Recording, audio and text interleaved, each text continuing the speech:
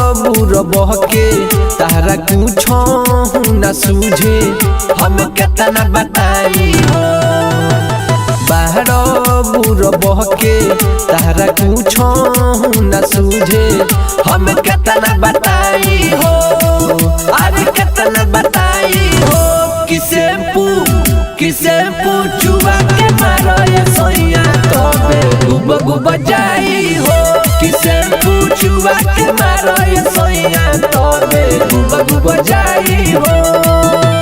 Mix by Pradeep प्रेमी, music by Kundan Raj.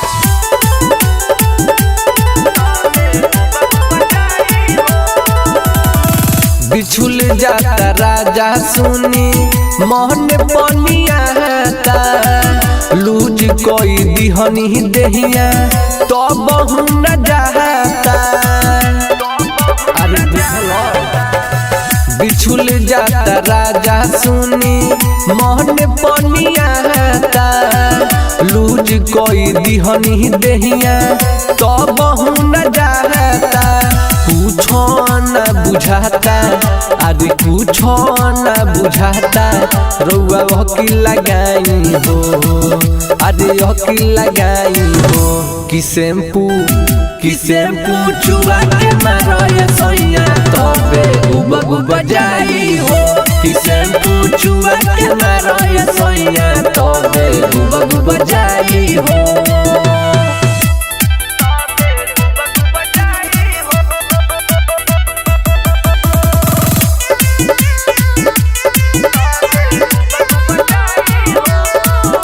Recording studio Motihari.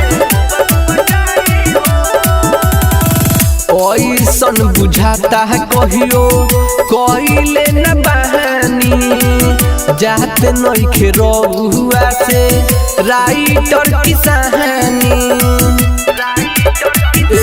सुनो ऐसन बुझाता है कहियो कइले न बहानी जाते नइखे रहुआ से राइटर की कहानी अर्जुन राजा